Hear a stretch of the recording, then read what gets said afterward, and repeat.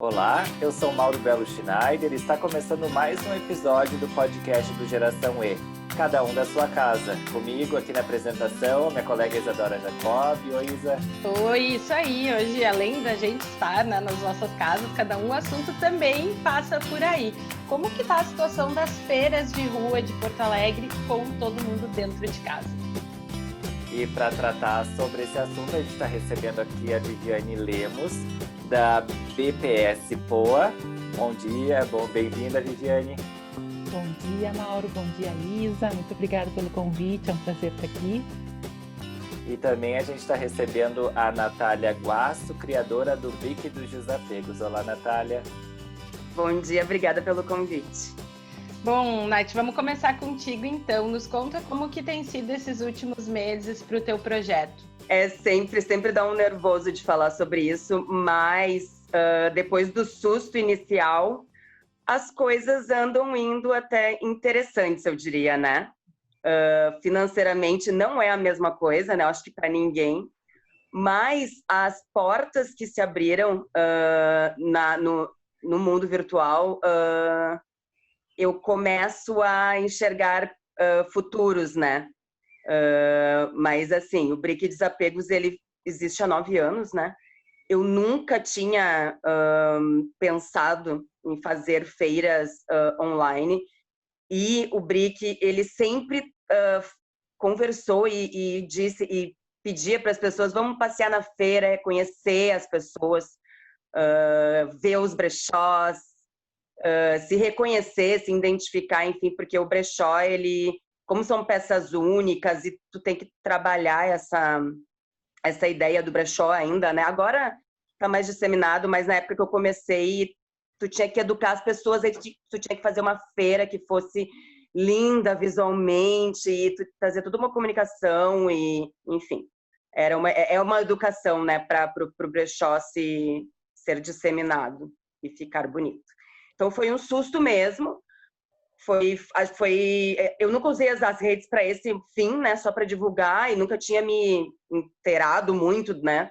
Então, mas hoje tem muitas ferramentas para a gente criar as feiras e divulgar os expositores, que é uma das partes mais importantes aí, né? Porque uma maioria, pelo menos, dos meus expositores não tinham tanta facilidade assim com a tecnologia, né? Então é uma batalha diária, assim, né? De tentar trazer esse povo para esse mundo virtual, né? E com vocês, Viviane, aconteceu a mesma coisa, né? Vocês tiveram que se adaptar aí para esse novo momento online. Conta um pouquinho para a gente aí. Sim, a gente, como a Nath, como todo mundo, fomos duramente impactadas pela pandemia, né? O isolamento social, o distanciamento. Foi um baque no início, mas a gente não esperou muito para se reinventar. Logo na primeira semana a gente já lançou produto novo e já fomos com várias soluções para tentar, naquele momento, março, quando não se sabia muito, né, e muito menos quanto tempo que a gente ia ficar em casa, a gente primeiro pensou em soluções que pudessem aproximar expositores e consumidores, como a central de distribuição, por exemplo, porque estavam falando muito em fechar a estrada, fechar a fronteira, a gente não sabia muito como é que isso ia funcionar. Então a gente lançou isso, lançou vitrine, e de lá para cá a gente foi vendo o que estava funcionando, o que não estava funcionando, e já lançamos mais várias coisas. A gente lançou um site, lançamos um blog, um catálogo no WhatsApp, uma loja no Facebook. Então a gente está super ativa no sentido de se manter sendo o elo entre as duas pontas, marcas e expositores.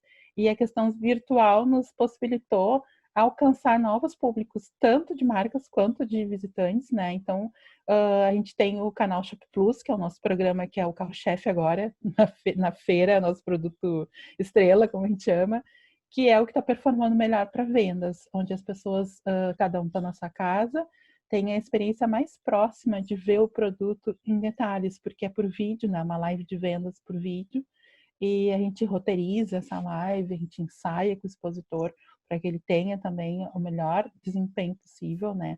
Porque a gente sabe que é importante like, a gente sabe que é importante seguidor, mas o que todo mundo quer é venda, né? Então a gente está trabalhando muito e alinhando sempre, né? Testando. A gente está é o momento que a gente está lançando, testando, ajustando, readequando tudo ao mesmo tempo, né? A gente não teve tempo para planejar, testar como é que ia funcionar para botar na rua.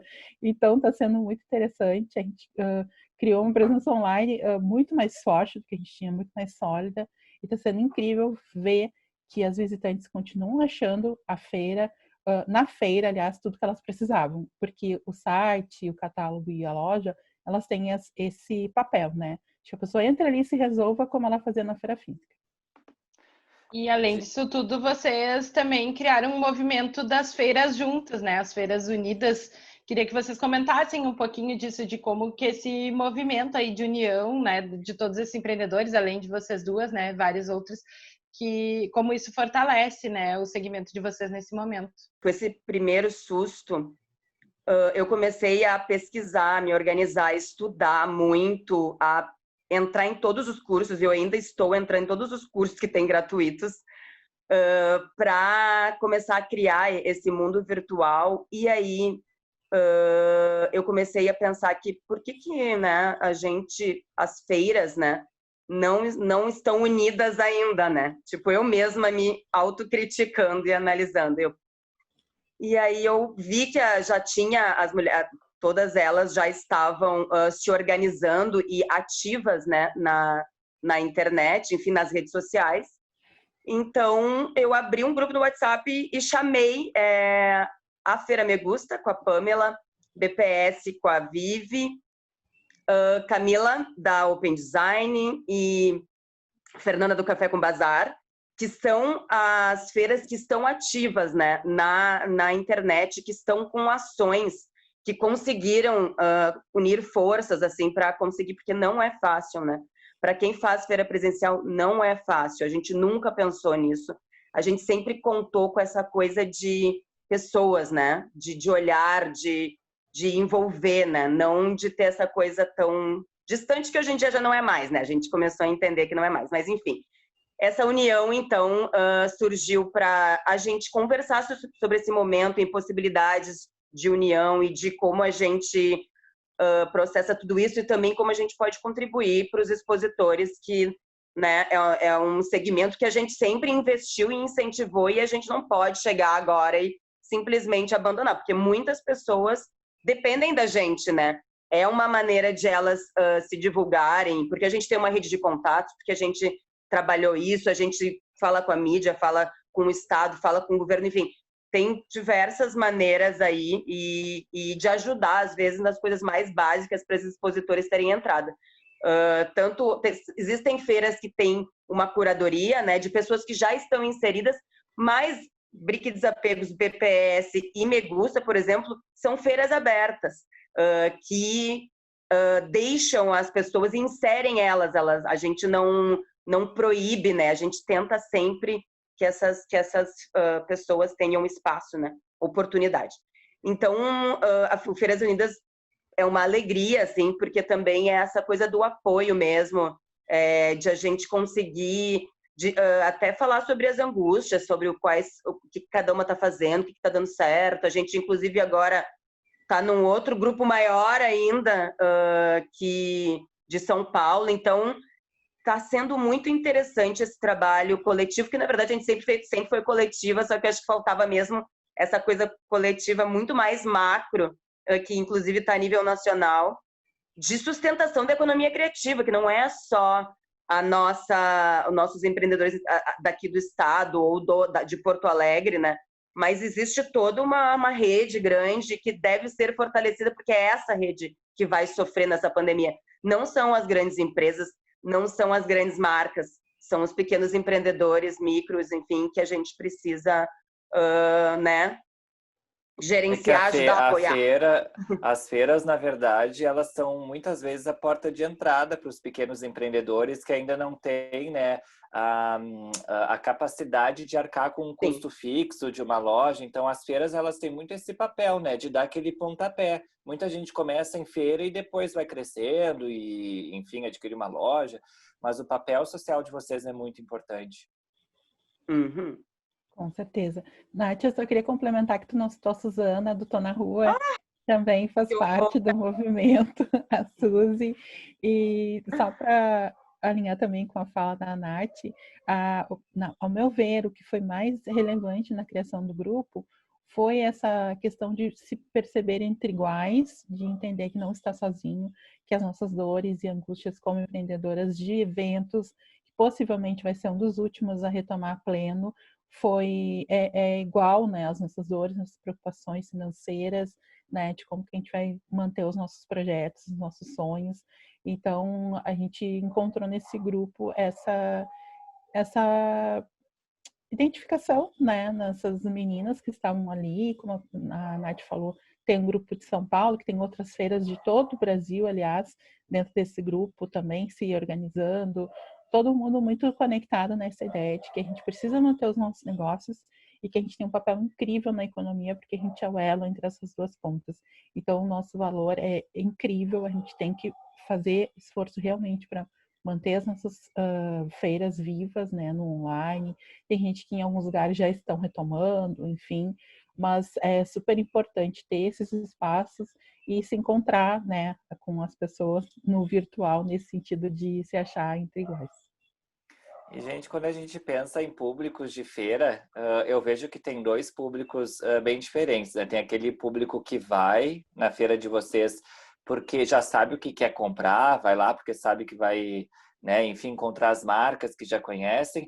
E tem aquele outro público que é como o que a Nath falou no início ali, que a feira é um passeio, que às vezes a pessoa não estava indo lá com a ideia do que queria comprar, estava indo para passear, para se distrair, era um programa, né? Como que vocês hoje estão tentando chegar nesse segundo público, o público que ia para passear? E que, às vezes, claro que acabava comprando, às vezes, uma coisa que não estava planejada. Mas como que vocês estão chegando nesse público aí? A gente está criando conteúdo em função do que a gente acredita que o nosso público quer ouvir, quer conhecer, saber, né? Então, a gente cria essa conexão através do conteúdo que a gente está entregando, e a gente fez inúmeras lives. A Isa também esteve presente com a gente numa das lives, foi ótimo. E a gente fala sobre inúmeros assuntos, mas o nosso papel também ele é um pouco de militância. Então, a gente dá visibilidade para as pessoas gordas que muitas vezes não têm espaço em outros canais, outras mídias e outros programas, entende? Então, a gente acaba criando essa conexão na versão do conteúdo. Então, a gente atrai em função do conteúdo, entrega o conteúdo para ele gosta, ela gosta dessa consumidora e ela continua ali. Então, quando a gente tem ação de venda, ela já está ali. Então, de repente, se for do interesse dela, ela vai acabar comprando, vai seguir essa marca. Então, a nossa estratégia foi meio por esse lado, na questão de criar o conteúdo para aproximar aquela pessoa que não está tão conectada na venda, e por N motivos, né? Muita gente perdeu renda, muita gente não está segurando dinheiro, ou nunca teve a possibilidade de comprar, porque tem isso também, né? Na feira a gente sempre tem um desapego de blogueira, de influencer, que possibilita essa pessoa que não está com uma condição financeira tão ok a fazer uma compra também. Agora no virtual a gente não está conseguindo fazer isso, né? Então a gente foi por esse caminho.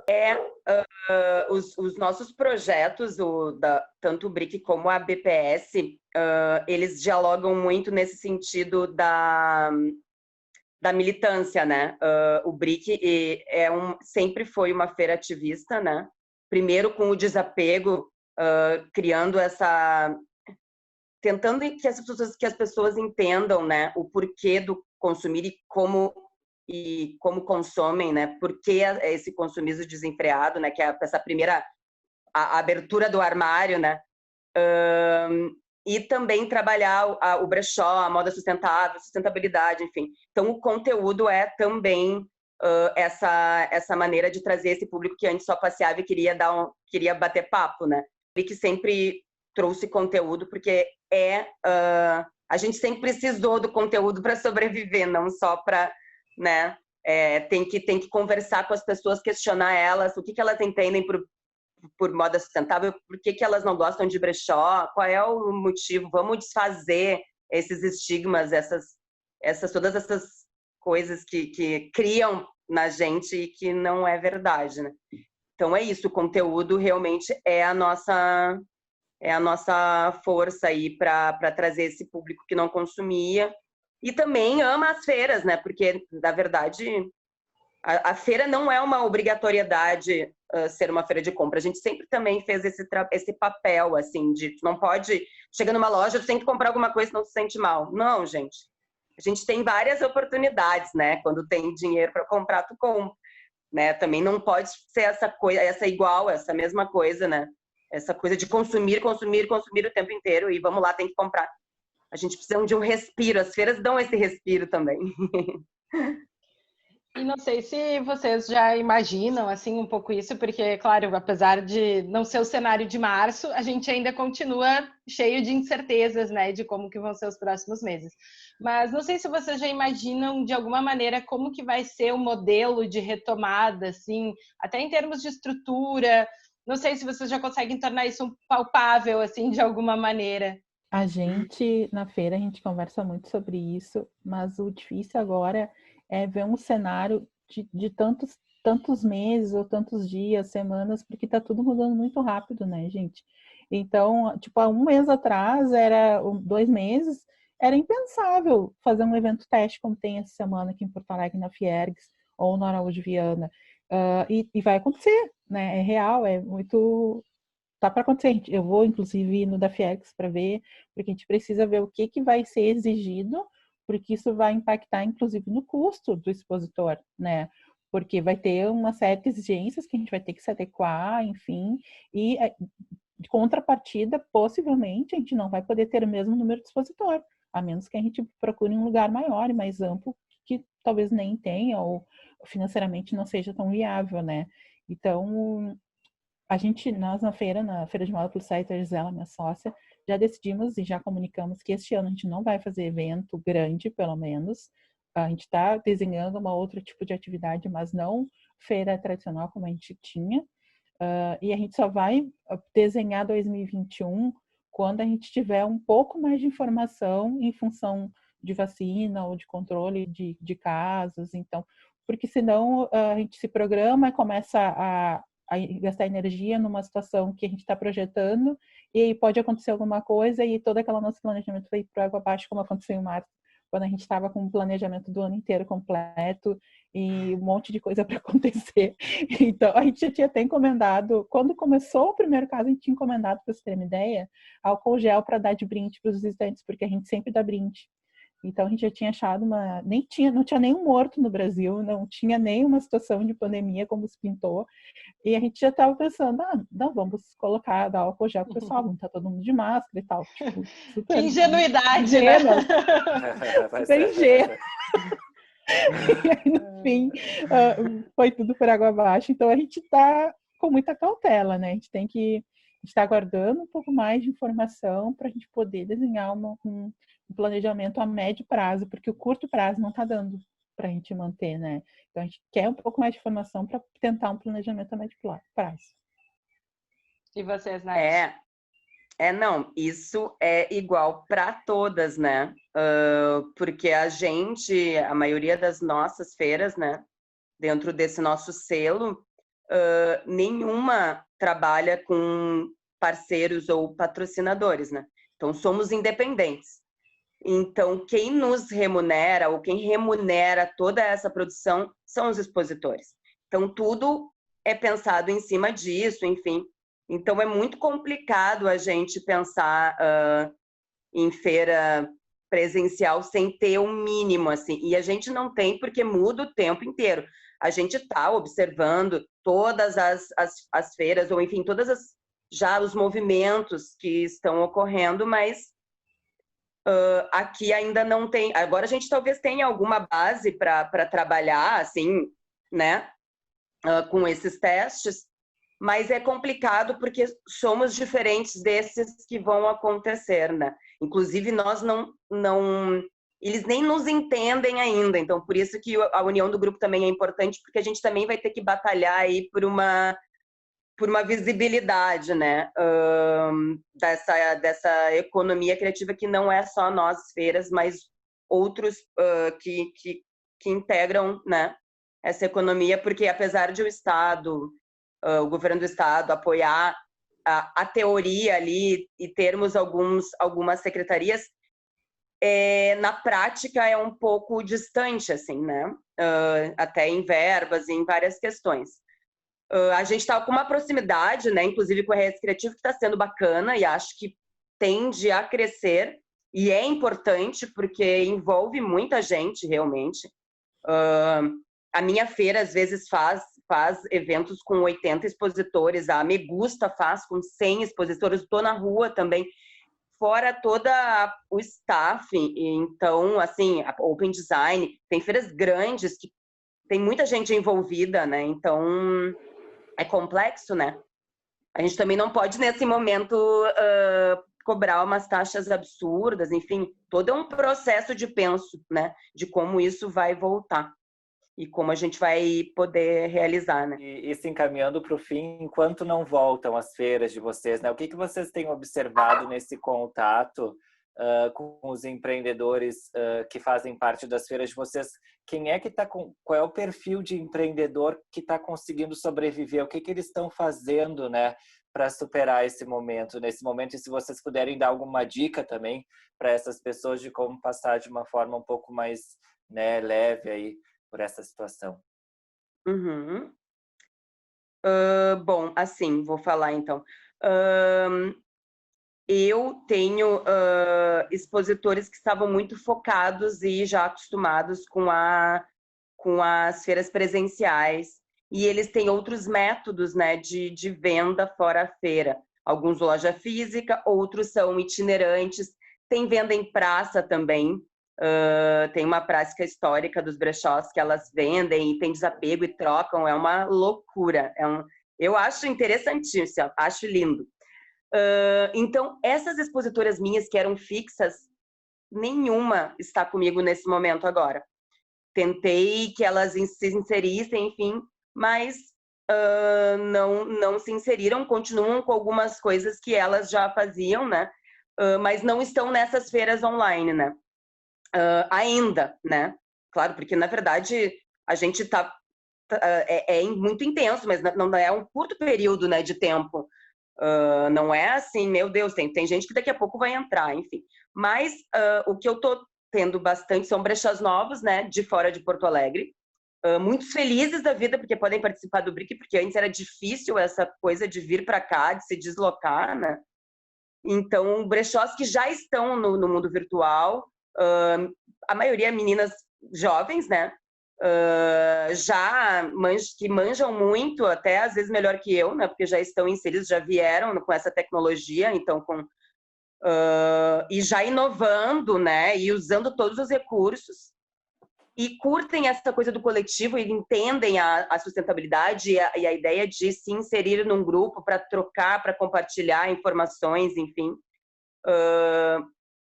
E as dicas que eu poderia dar é começar mesmo que não tão pronto, tá?